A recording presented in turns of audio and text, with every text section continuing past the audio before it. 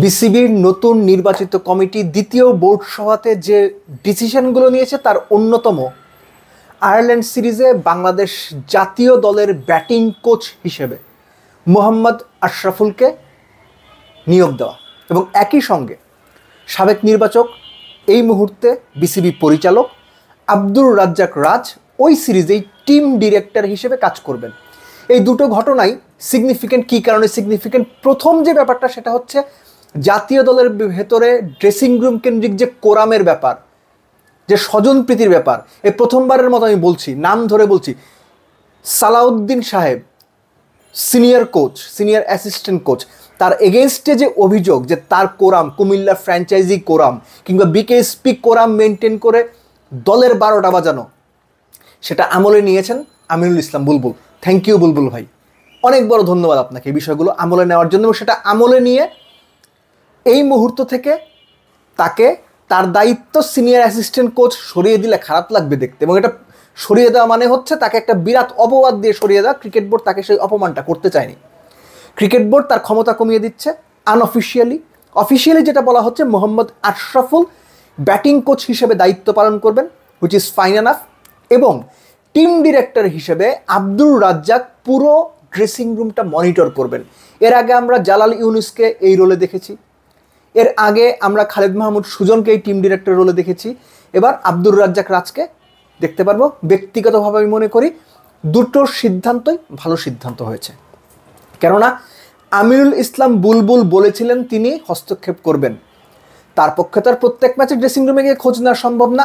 আমিনুল ইসলাম বুলবুলের প্রতিনিধি হয়ে আব্দুর রাজ্জাক রাজ এই মনিটরিংটা করবেন। ব্যাপারটা এরকম না তিনি বলে দেবেন বেস্ট 11-এ ও খেলবে, এই সময় বোলিং চেঞ্জে অমুক। এই যে কোরামবাজি, কুমিল্লা ভিক্টোরিয়ান্সের যে কোরাম মোহাম্মদ সালাউদ্দিন তৈরি করেছিলেন, সেটা ভেঙে দেওয়া হচ্ছে।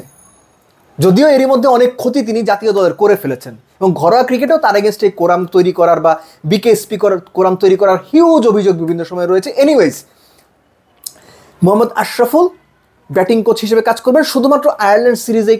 কেননা এর আগে আপনারা বিভিন্ন গণমাধ্যমে পড়েছেন, শুনেছেন, আলোচনাতে জেনেছেন যে একজন অস্ট্রেলিয়ান, স্পেসিফিক্যালি ব্র্যাড হজ, তাকে ব্যাটিং পরামর্শক, কনসালটেন্ট কোচ হিসেবে আনার একটা পরিকল্পনা আছে বা অনেকটাই আলোচনা এগিয়েছে। সো এই কারণে হচ্ছে মোহাম্মদ আশরাফুলকে এই সিরিজটা।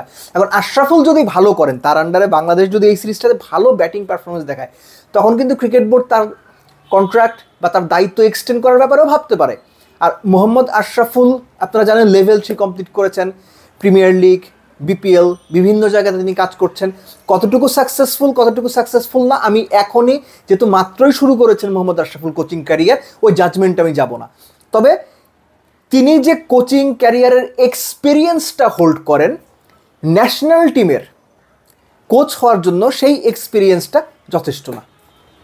আমি পুরো জিনিসটা সাপোর্ট করার পরেও এটা বলছি যে ন্যাশনাল টিমে কাজ করার জন্য যে ধরনের অভিজ্ঞতা দরকার, ডোমেস্টিক, ইন্টারন্যাশনাল তো বাদই দিচ্ছি আমি, ডোমেস্টিক, সেটাও এখনও পর্যন্ত মোহাম্মদ আশরাফুলের যথেষ্ট না। যথেষ্ট অভিজ্ঞতা নাই মানে আশরাফুল ভালো করবেন না, আমি এটাও মানতে রাজি না। তিনি ভালো করতেই পারেন।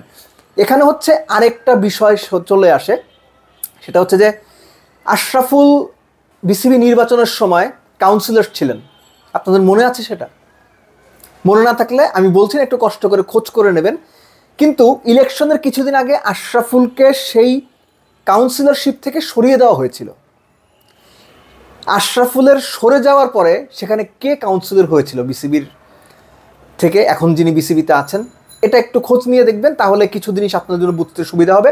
এটা আমরা আগেই জানতাম, ক্রিকেট সার্কিটে আলোচনা হচ্ছিল যে আশরাফুলকে যেহেতু কাউন্সিলরশিপ থেকে সরিয়ে দেওয়া হয়েছিল, তাকে হয়তো অন্য কোনোভাবে পুরস্কৃত করা হবে কিংবা তাকে ক্রিকেট বোর্ডের কোনো সুবিধাজনক জায়গাতে কাজে লাগানো হবে।